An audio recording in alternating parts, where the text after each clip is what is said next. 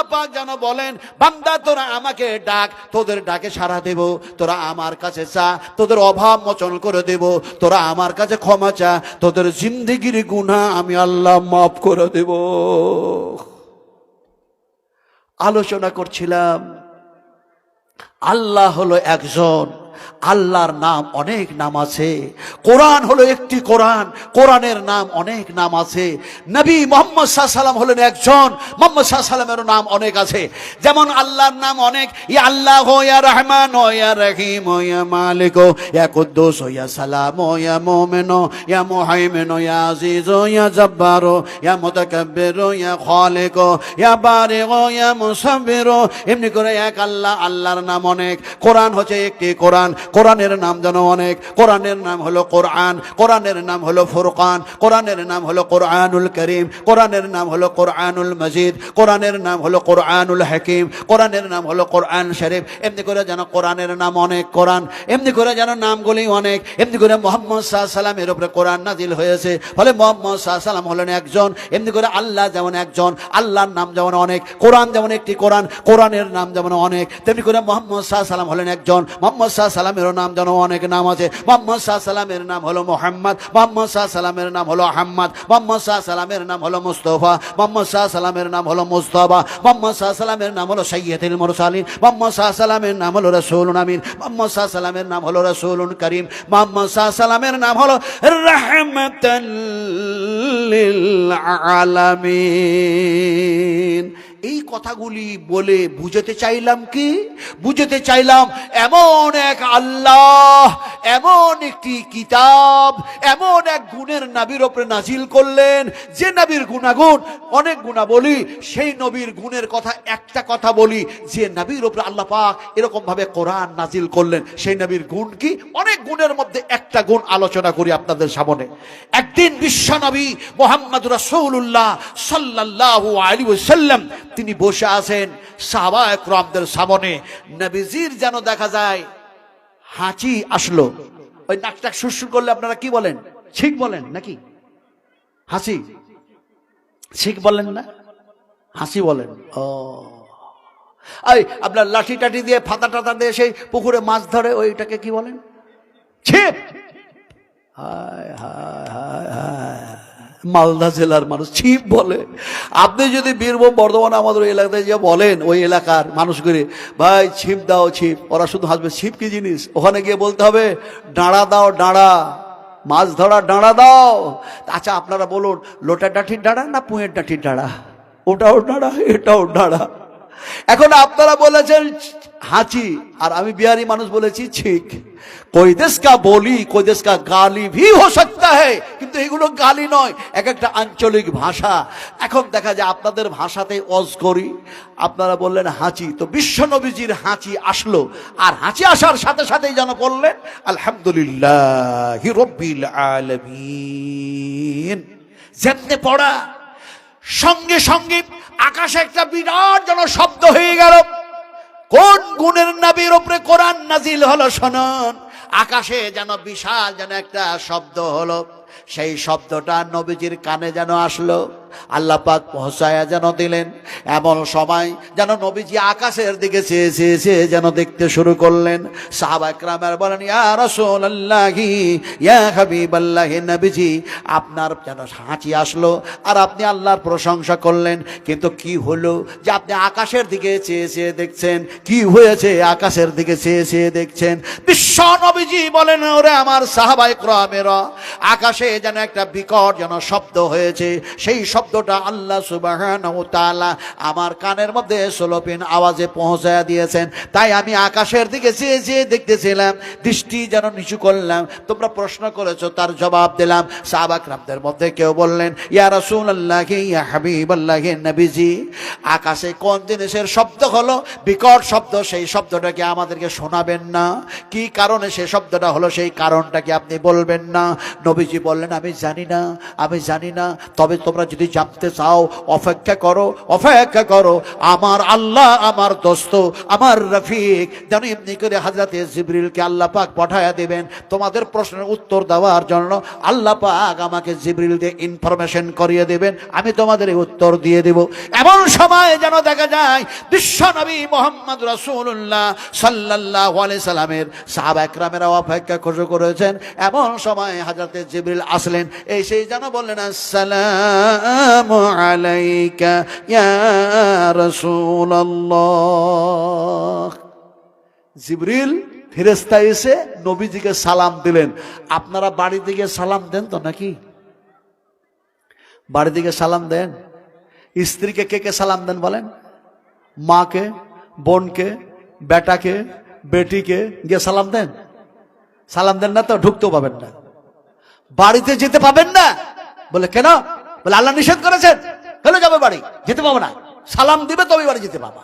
বলে কেমন কথা, এরকম কোন সংবিধান আছে নাকি? বলে হ্যাঁ আছে।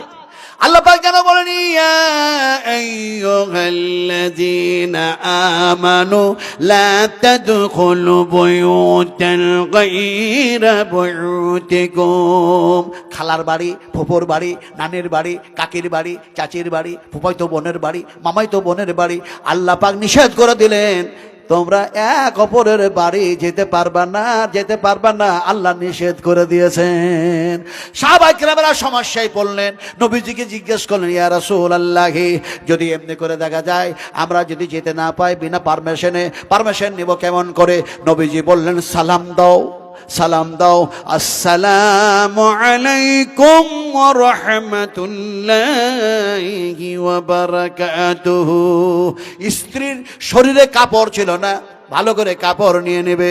বৌমা অসতর্কর উপরে কাজ করছিল, জানবে শ্বশুর আসছে, ভাসুর আসছে, সে যেন সতর্ক হয়ে যাবে। এমনি করে কাকাই তো ভাই, মামাই তো ভাই আসছে, সে যেন সতর্ক হয়ে যাবে। আল্লাহ পাক নিষেধ করলেন খবরদার সালাম না দিয়ে বাড়ি যেও না।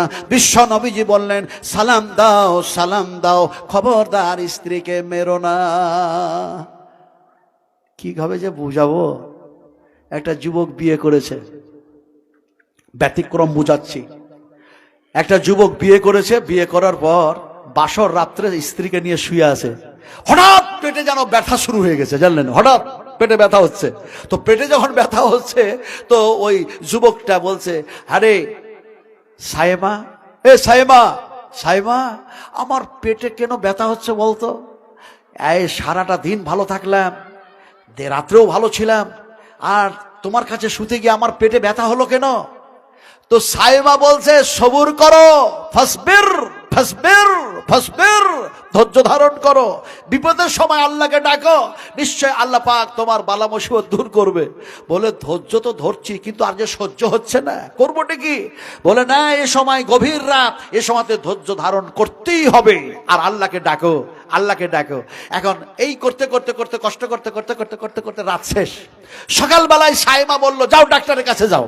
ডাক্তারের কাছে গেছে, বলে আমার পেটে প্রচন্ড ব্যথা। তো ডাক্তার বলল তোমার এটা কিডনিতে পাথর হয়েছে ওর জন্য ব্যথা, না তোমার পিত্তথলিতে পাথর তার জন্য ব্যথা, তো এটা পরে ট্রিটমেন্ট করা যাবে, ছবি টবি করা হবে, কিন্তু তুমি সামথিং ওষুধ দিলাম এটা নিয়ে যাও, আর আগামীকালকে মূত্র নিয়ে এসো, মূত্র পেশাব নিয়ে এসো, পরীক্ষা টরীক্ষা করে দেখা যাবে। এখন তারপর দিন কি করেছে, একটা বোতলে পেশাব ভরে নিয়ে ডাক্তার কাছে চলে গেছে। ডাক্তার এখন পরীক্ষা টরীক্ষা করে বলছে পিত্তথলিতে পাথর নাই, কিডনিতে পাথর নাই, ওসব ছবি টবি করতে হবে না, তোমার পেটে ব্যথা কেন তা ধরা পড়েছে, তোমার পেশাব চেক করার পরে ধরা পড়েছে। বলে কি হয়েছে? বলে তোমার পেটে 3 মাসের বাচ্চা আছে। কি এক সর্বনাশ, কঠিন কথা। এখন ডাক্তারের এই কথা শুনে যুবকের যেও চিন্তা ছিল পেটের ব্যথা নিয়ে আরো চিন্তা বেড়ে গেল। আরে বেটা ছেলের পেটে কি আর কোনোদিন পেটে বাচ্চা আসে? এটা কি করে আসতে পারে? এমন সময় দেখা যায় সে যেন আশ্চর্য। 2000 টাকা নগদ, পঞ্চায়েত সমিতির মেম্বার 5000 টাকা নগদ দিচ্ছেন না, 2000 টাকা নগদ আর 3000 টাকা বাকি, 5000। আর এটা কে দিল? এটা 1000, 1000 যেন আরেকজন দিয়েছেন। হাইয়াকাল্লাহ বারাকাল্লাহ জাযাকুমুল্লাহু খাইরান জাযা আহসানাল জাযা, আল্লাহুম্মা মাগফির লাহু ওয়া ফিহি ওয়া আফু আনহু ওয়া আকরিম নুজুলাহু ওয়া সামাদখালাহু ওয়াগসিলহু বিল মাই ওয়াস সালজি ওয়াল বারাদি। অনেক দোয়া। আমি এই কথাটা বলে শেষ করি, তারপরে আপনারা দিবেন আমার হাতে। কথাটা বলতেছিলাম কি? কথাটা বলতেছিলাম কথাটা বলতেছিলাম যে এখন দেখা যায় সে বলল পুরুষের পেটে কি করে বাচ্চার জন্ম হয়? তা তো হয় না, এ তো মেয়েদের রহিমের মধ্যে আল্লাহ জানো সন্তানের জন্ম দেয়। তুমি কি কথা বলো? এখন ডাক্তারের কথা শুনে সে বাড়িতে এসছে, ওর স্ত্রী বলল তোমার পেটের ব্যথা ধরা পড়েছে? বলে হ্যাঁ ধরা পড়েছে। বলে কি হয়েছে? ওই যে ডাক্তার বলছে আমার পেটে নাকি 3 মাসের বাচ্চা আছে। স্ত্রী যেন স্বামীর কথা শুনে যেন হেসে মরে, মুখে যেন কাপড় দিয়ে হাসতে আছে। তো ছেলেটা বলছে আমি যন্ত্রণায় মরছি, চিন্তায় মরি, আর তুমি কাপড় দিয়ে মুখ দিয়ে হাসো, এত তুমি খুশি মানাচ্ছ? ওর স্ত্রী বলছে তুমি তো হাসার মতোই কথা বলছো, কোন ডাক্তার বলেছে যে তোমার পেটে 3 মাসের বাচ্চা, তার জন্য ব্যথা হচ্ছে? তা হাসবো না তো কি করব? এমন সময় যেন স্বামীটা বলল হেসো না, আমি তোমার মাথার মুকুট, তুমি আমার লেবাস, তোমার আমি লেবাস, আল্লাহ পাক কোরআনের মধ্যে বলেছেন হেসো না। তখন মেয়েটা মুখে কাপড় দিয়ে বলছে ওর স্ত্রীটা হাসবো না, কিন্তু তোমাকে একটা আমি সত্য কথা বলবো, তুমি যদি আমাকে না মারো, তুমি যদি না মারো তো একটা সত্য কথা বলবো। আপনারা তো আপনাদের স্ত্রী কোনোদিন মারেন নাই, মোটা মোটা চোখ দেখান নাই, গালগুলুজ করেন নাই নাকি? সব আসামির মতো বসে আছে, বলে কোনো সময় না কোনো সময় ভুল তো আমরাও করেছি। শোনেন, নবীজি বলেছেন খবরদার মেরো না, স্ত্রীকে ভালোবাসো, আদর করো, স্নেহ করো, যত্ন করো, ভালোবাসা দাও। বিশ্ব নবীজি বললেন খবরদার তোমার স্ত্রীকে মেরো না, খবরদার মেরো না, খবরদার মেরো না। এখন দেখা যায় নবী বললেন মেরো না, কিন্তু দেখা যায় তেমনি করে দেখা যায় নবী বললেন তোমার স্ত্রী যদি ইসলাম মাফিক কাজ না করে, স্বামীর যদি হুকুম না মানে, আল্লাহ রাসূলের কথা না মানে, যদি বদমাশি আর দুষ্টামি করে, নবী বললেন হালকা হাতে মারো যাতে দাগটা উঠে না যায়, হালকা হাতে মারো দাগ যাতে না উঠে। কিন্তু দেখা যায় নবী বললেন হালকা হাতে মারবে কোথায়? গালে মেরো না, মুখে মেরো না, মাথায় মেরো না, ঘাড়ে মেরো না, গলায় মেরো না, সিনায় মেরো না, পেটে মেরো না, পিঠে মেরো না, পায়ে মেরো না, হাতে মেরো না। সব জায়গায় লকডাউন হয়ে গেল, মারবেন কোথায়? নবীজি বললেন হালকা হাতে মারো। সহিহ হাদিস বয়ান করছি, বিশ্ব নবী যেন দেখা দিলেন মেয়েদের পিছন দিকে উঁচু জায়গায় যেন মারো। এখন বেটা ছেলেদের রাষ্ট্রপতি মেজাজ, জোরে যদি চর পড়ে যায়, চাপড় পড়ে যায়, দাগটা উঠে যাওয়ার সম্ভাবনা আছে। তার জন্য নবী বলেন ওই জায়গায় মারো, যাতে করে ওই জায়গাটা অন্য কাউকে দেখাতে না পারে। এখন এই হাদিস বয়ান করলাম বলে খবরদার ওই জায়গায় কাল থেকে মারতে শুরু করেন না, নইলে মমতা আছে ছেড়ে দেবে না। খবরদার, নবীজি বললেন আদর করো, স্নেহ করো, ভালোবাসো, মহব্বত করো, স্ত্রীর হক আদায় করো। কথাটা বলতেছিলাম কি, এখন তার স্ত্রী বলল তুমি যদি আমাকে না মারো তো সত্য কথা বলবো।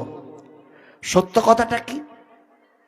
আল্লাহ পাক কোরআনের মধ্যে বলেন ইয়াকু কাদিবান ফাআলাইহি কাদিবুহু ওয়া ইয়াকু সাদিকান ইউসিবকুম বা'দুল্লাযী ইয়াঈদুকুম ইন্নাল্লাহা লা ইয়াহদি মান হুয়া মুশরিফুল কাজ্জাব।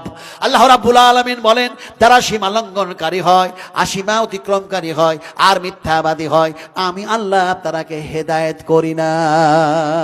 তো মেয়েটা বলল সত্য কথা বলবো, আল্লাহর হেদায়েত প্রাপ্ত বান্দি হব তুমি যদি না মারো। তো ছেলেটা বলছে তোকে জীবনে জিন্দেগিতে কখনো মারবো না, আমার পেটে 3 মাসের বাচ্চা আছে, সত্য কথাটা বল। তোর স্ত্রী বলছে তুমি টয়লেটে গেছিলে, যে পেশাব করে যে বোতলে ভরে রেখেছিলে, পরবর্তী সময় আমিও গেছিলাম, আমার পায়ে লেগে ওই পেশাবের বোতলটা উল্টে গেছিল, তোমার মার খাওয়ার ভয়ে আমি ওই বোতলে আমার পেশাবটা ভরে রেখে দিয়েছিলাম। যা করে আল্লাহ ভালো করে, ট্রিটমেন্টটা তোমার পেশাবের হয়নি, আমার পেশাবের হয়েছে। তোমার পেটে বাচ্চা নাই, আল্লাহ পাক আমার পেটে বাচ্চা দিয়েছে, ফলে তুমি জানো ছেলের বাবা হয়েছো। হালাতু আলাল ইনসানি হিনুম মিনাদ الدهر لم يكن شيئا مذكورا إنا خلقنا الإنسان من نطفة أمشاج نبتليه فجعلناه سميعا بصيرا। আল্লাহ পাক তিনি বলেন আমি তোমাদেরকে জঘন্য পানি থেকে এমনি করে সুন্দর করে বানিয়েছি, সৌন্দর্যতা দান করেছি, কাউকে নর কাউকে পুরুষ, এমনি করে আমি আল্লাহ পাক বানিয়েছি। আমি আল্লাহ পাক মেয়েদের যেন রেহেমের মধ্যে তোমাদের জন্মের ব্যবস্থা করে দিয়েছি। অনেক কথা বাকি আছে, মুক্তসর সংক্ষিপ্ত আলোচনা করছি, ভালো করে শুনুন। এখন কথাটা বলতেছিলাম, সালাম দিল ঈসাকে, ভুলে গেছে? জিবরিল আমিন ফেরেশতা এসে নবীজিকে সালাম দিল, আসসালামু আলাইকা ইয়া রাসূলুল্লাহ। আকাশে বিকট শব্দ যে আপনি শুনেছেন, ওই শব্দটা কিসের সাহাবারা জানতে চেয়েছেন, তাই যেন উত্তর দেওয়ার জন্য আল্লাহ পাক আমাকে পাঠিয়েছেন। নবী বললেন, বলো হে আমার রফিক, হে আমার দোস্ত। মানুষের মধ্যে সর্বশ্রেষ্ঠ নবীজির সাথী ছিল, সঙ্গ সাথী, দোস্ত ছিল হযরতে আবু বকর সিদ্দিক রাদিয়াল্লাহু তাআলা আনহু। আর এমনি করে দেখা যায় ফেরেশতাদের মধ্যে নবীজির দোস্ত ছিলেন, রফিক ছিলেন হযরতে জিবরিল আলাইহিস সালাতু সালাম। দরুদ সুবহানাল্লাহ। তো জিবরিল বললেন, নবীজি আপনি যখন হাঁচি আসলো আর আল্লাহর প্রশংসা করলেন, সে সময় যে শব্দটা হলো, আল্লাহ পাক সে সময় যেন আকাশের একটা গেট যেন খুলে দিলেন। আকাশ সৃষ্টি করার পূর্বে সে গেট বন্ধ ছিল, আর দেখা যায় কিয়ামত পর্যন্ত বন্ধ থাকবে। তবে ওই গেটটা আপনার সম্মানার্থে খুলে দিলেন। ওই গেট খোলার সময় একটা স্লোপিন আওয়াজ, সেই শব্দটা আল্লাহ পাক আপনার কানের মধ্যে পৌঁছায় দিয়েছে। ও নবীজি শুনুন, ওই গেট দিয়ে আমি জিবরিল আর আমার সহকর্মী ফেরেশতারা যেন আসলো, আপনার কাছে উপহার নিয়ে এসেছি, ইনাম নিয়ে এসেছি, প্রাইজ নিয়ে এসেছি। ওই গেট দিয়ে আসার সময় যেন সেই শব্দ আল্লাহ পাক পৌঁছালেন। উপহারটা কি শুনালেন ভালো করে নবীজি? আপনার কাছে নিয়ে এসেছি কোরআনুল কারীমের এমন একটি সূরা, যে সূরাটির নাম হচ্ছে সূরা ফাতিহা। সূরা ফাতিহা প্রথমে যেন আছে আলহামদুলিল্লাহি রাব্বিল আলামিন, শেষের দিকে যেন বলা হয়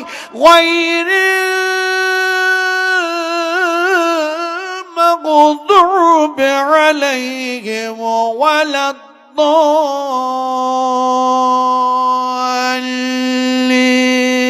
বলো আমিন। আছে না? এখন আপনাদের মনের মধ্যে শব্দ হয়, আকাশে কি গেট আছে নাকি? তওবার গেট, রহমতের গেট, ইস্তেগফারের গেট, গেটগুলি যদি সব বলতে শুরু করি অনেক সময় লেগে যাবে।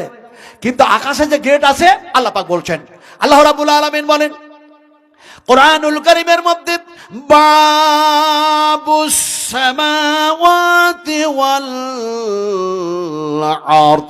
আর্থকে মানে হলো জমিন, সামাকে মানে হলো আকাশ, বাবকে মানে হলো দরওয়াজা, বাবকে মানে হলো গেট। বিস্তারিত আলোচনায় যাই না, কথাটা আপনাদেরকে জবাব দেওয়ার জন্য এই আয়াত যে শব্দ যেন আমি তেলাওয়াত করলাম, কথাটা বলতেছিলাম। নবীজির কাছে এসে যেন সূরা ফাতিহা যেন নবীকে শিখিয়ে দেওয়া হলো, এটা যেন ইনাম, এটাই যেন প্রাইজ।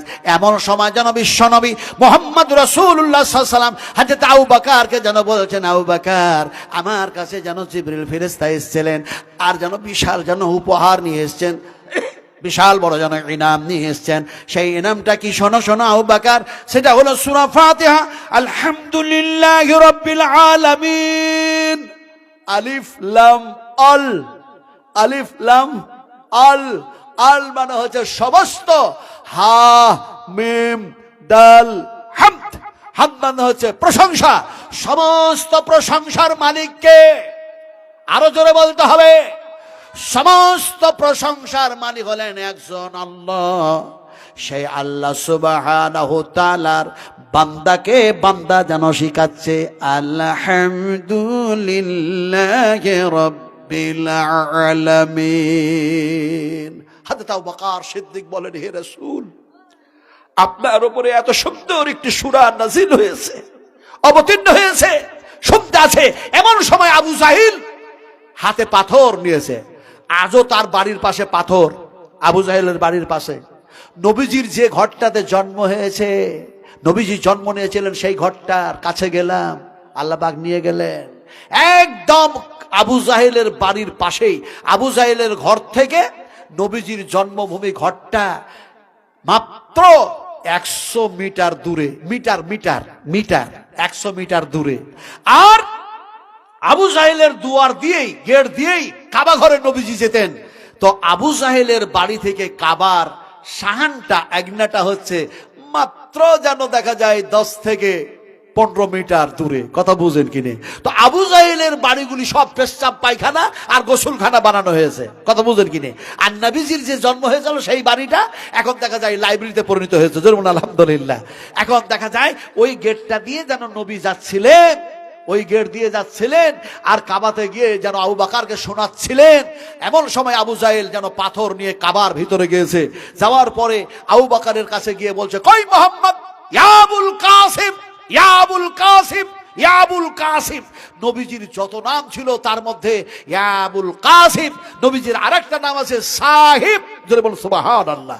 নবীকে আল্লাহ পাক সাহেব যদি না বলতেন তাহলে এসডিও সাহেব, এসপি সাহেব, জজ সাহেব, উকিল সাহেব, মাস্টার সাহেব, ডাক্তার সাহেব, মুলবি সাহেব, এই সাহেব শব্দটা পৃথিবীর কোনো মানুষ আবিষ্কার করতে পারতো না, আবিষ্কার করতে পারতো না। যেহেতু আল্লাহ পাক নবীকে সাহেবের লাকাব দান করেছেন। যেমন কোরআনের মধ্যে এক জায়গায় বলা হয়, মা দাল্লা সাহিবুকুম ওয়া মা গাওয়া ওয়া মা ইয়ানতিকু আনিল হাওয়া।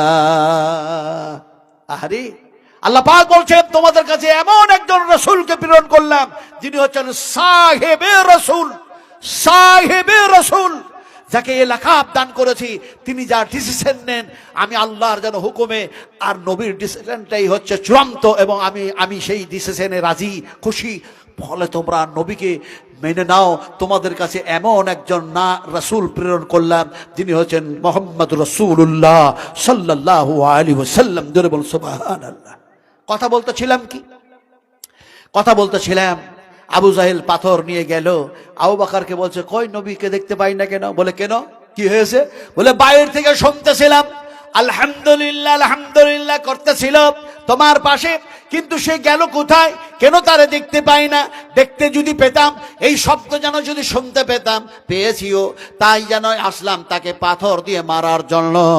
মুখের উপরে আঘাত করতাম, চূর্ণ বিচূর্ণ করে দিতাম মুখমণ্ডলকে পাথর দিয়ে, কিন্তু আফসোস দেখতে পাই না, ফলে যেন সে আঘাত করাও সম্ভব হলো না। আমি ফিরে চলে যাচ্ছি, তবে তোমার নবীকে সতর্ক করে দিও, সাবধান করে দিও, এইভাবে আর আলহামদুলিল্লাহ যাতে না বলে কাউরি কাছে, এইভাবে তেলাওয়াত যাতে না করে কাউরি কাছে গিয়ে। এমন সময় যেন দেখা যায় আহারে বিশ্ব নবী মুহাম্মদ রাসূলুল্লাহ সাল্লাল্লাহু আলাইহি ওয়াসাল্লামের সাহাবী আবু বকর আবু জাহেলকে বলছে, আবু জাহেল তুমি কি দেখতে পাও না নবী যে আমার পাশেই দাঁড়িয়ে আছে? সে বলছে, দেখতে যদি পেতাম তাহলে কি পাথরটা আমার হাতে থাকতো, তার মুখমণ্ডলের উপরে থাকতো, কিন্তু দেখতে পাচ্ছি না, চলে যাচ্ছি। আবু জাহেল চলে গেল। নবীজির যেন হাতখানি ধরলেন আবু বকর সিদ্দিক, আর ধরে গেলে বললেন, ইয়া রাসূলুল্লাহ, সে যেন আপনাকে দেখতে পেল না, আপনার উপর আক্রমণ করার জন্য আসলো, হামলা করার জন্য আসলো, আপনাকে মারার জন্য আসলো, সে যেন দেখতে পেল না। আপনি কি দেখতে পাচ্ছিলেন? নবী বলেন, আমি দেখতেও ছিলাম, তার কথাগুলি শুনতেও ছিলাম। হযরত আবু বকর সিদ্দিক বললেন, তাহলে সে কেন আপনাকে দেখতে পাচ্ছিল না, তার কারণটা কি শোনাবেন না? নবীজি সে সময় যেন বললেন, ওয়াজআলনা মির বাইনা আইদিহিম সামদান ওয়া মির খালফিহিম সামদান ফাআগসাইনাহুম ফাহুম লা ইউবসিরুন। আল্লাহ সুবহানাহু তাআলা যেন আবু জাহেলের চোখের মধ্যে আল্লাহ যেন দেখা যায় পর্দা ফেলে দিয়েছিলেন, আর আল্লাহ যেন আমি নবীর যেন হেফাজত করলেন, যেন সে যেন চোখ দিয়ে আমারে দেখতে পাচ্ছিল না, আমি তার কাছে যেন দাঁড়াইয়া ছিলাম। ফলে যে আল্লাহ পাক আমাদের উপরে কোরআন নাজিল করেছেন, কোরআনের শত্রু যতই থাক কোরআনের হেফাজত করবেন কে? একটু জোরে কথা বলুন, কোরআনের হেফাজত কে করবেন? আরো জোরে বলুন, ইন্না নাহনু নাযালনা যিকরা ওয়া ইন্না লাহু লাহাফিজুন। আমি আল্লাহ কোরআন নাজিল করেছি, কোরআনের হেফাজতের দায়িত্ব আমি আল্লাহ কবুল করেছি। জোরে বলুন সুবহানাল্লাহ। আমি শেষ করে দেব, বক্তা এসে গেছে। 10টা 20 পর্যন্ত, ঠিক আছে, আলহামদুলিল্লাহ। টাইম আমার শেষ হয়ে আসছে। ফলে যেন বলতেছিলাম, এটা কবরস্থান উপলক্ষে জালসা, বুঝতে পেরেছেন? কবরস্থান উপলক্ষে, তার মানে আমাকে বলছেন যদি শেখ একটু যদি কালেকশনটা করতেন, কিন্তু আমি তো কালেকশনের বক্তা নয়। আপনি আমাকে 7-7 ঘন্টা ওয়াজ করিয়ে নেন, 8-8 ঘন্টা, 10-10 ঘন্টা, 4-4 ঘন্টা, 3-3 ঘন্টা, আলহামদুলিল্লাহ কোরআন হাদিসের অভাব থাকবে না। কিন্তু কালেকশনের ব্যাপারটা আমার কাছে সেরকম এক্সপিরিয়েন্স তো নেই, তবু একটু চেষ্টা করে দেখি আল্লাহ পাক কি বলেন। আপনারা যত মানুষ বসে আছেন একটা নিয়ত করে নেন, কারণ নিয়তের উপরেই সবকিছু দারোমাদার করে, কথা ঠিক না বেঠিক? ইমাম বুখারী রাহমাতুল্লাহ আলাইহি বুখারী শরীফের প্রথম খণ্ডে সেটা নিয়ে এসেছেন। কি নাম আপনার? ফিটু, টিটু সর্দার। কত এই টিটু সর্দার 1000 দিচ্ছেন, এরকম লোক আসেনি? একটু বসেন, একটু বসেন, আমাকে কেউ দিবেন না, আমি যখন চাইবে তখন দিবেন। কারণ এই হাটটা দিয়ে জান্নাতুল বাকিতে যখন গেলাম, আহা 10,000 সাহাবীর সেখানে কবর। জোরে বলুন সুবহানাল্লাহ। কত হাজার বললাম? যখন ওখানে গেলাম, মেয়েরা যেতে পারবে না, নো এলাও, নো এলাও, পুরুষ ছাড়া কেউ যেতে পারবে না ওখানে। তো ওখানে হাদিস মনে পড়ে গেল যে সেখানে দেখা যায় 2000 দিয়েছেন, সেখানে দেখা যায় নবীর হাদিস মনে পড়লো, আল্লাহ রসুল বলেছেন এই জান্নাতুল বাকি থেকে 70,000 মানুষ বেহিসাব জান্নাতে যাবে। সেখানে দাঁড়িয়ে দাঁড়িয়ে কেঁদেছিলাম আর বলেছিলাম, আল্লাহ তুমি একটু এখানে জায়গাটা দিয়ে দাও, এখানে তুমি কবুল করো। কিন্তু আল্লাহ বলছে কবুল তোরে যদি করে নি, তাহলে সারা পশ্চিমবঙ্গে ভারতবর্ষের মাটিতে তবলিগের কাজ, দাওয়াতের কাজ, কোরআনের